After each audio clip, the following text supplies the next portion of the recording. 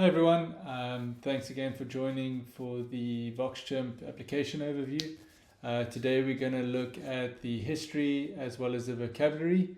So as I click on history, you will see all my recordings on the left hand side. What's really nice about this is that I can go and search through the transcriptions. So say for example I'm doing meeting recordings or interviews or etc. I might want to search for something specific. I can do that. I can obviously also replay the recording at any time. I can copy the recording, edit it, repaste it, the text itself, and then rerun it, which will then trigger the model to have a look at the recording again and just re-review it from a grammar and structure perspective. I want to just add as well, the recordings are stored on your device. They are not sent to any server. So what you say to VoxChimp stays on your laptop or PC. So yes, that's history in a nutshell. We're also going to cover vocabulary in this video. So if I click on vocabulary, probably one of the more important features of the full application is vocabulary. It started at the top right here. I can export my vocabulary list that I have. I can also import if that ever comes from another application, but super useful to do.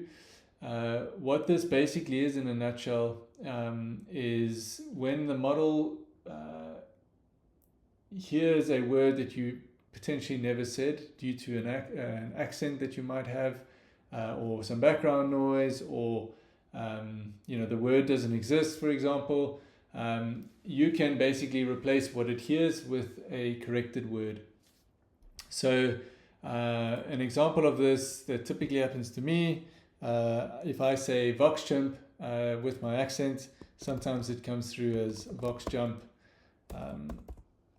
I don't want it to do that, obviously, so I want it to be changed to VoxChimp. And once I click add, the entry is created. And then when I use the model or the transcription, if it hears the word VoxJump, it will change it to VoxChimp. Another mechanism of adding vocab to your list is by working hand in hand with the model itself.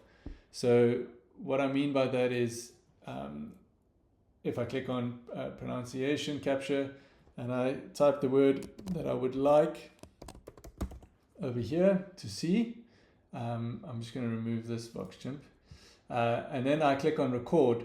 Once I click on record, the model is going to listen to me and listen to what I say. It's then going to suggest, if it doesn't match with the word that I've typed in, suggest what it hears.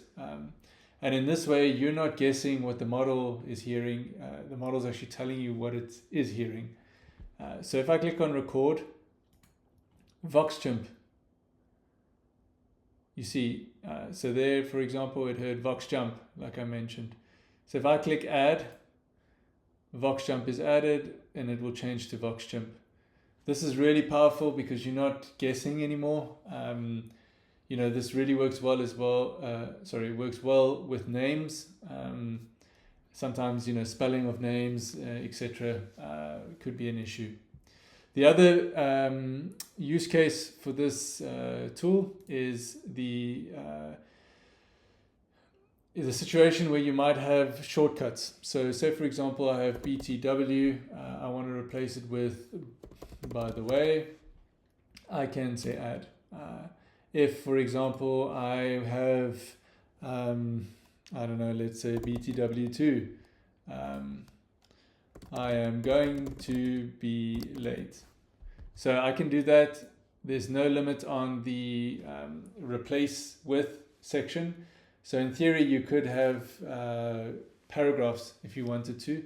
And this is really useful for status updates on projects where you use the same terminology quite often, or potentially user stories, these types of things. So yeah, this is vocabulary and history. Next, we're going to cover the tools, which is the agent and search. Very powerful when used correctly. So yeah, tune in for that one. Thanks.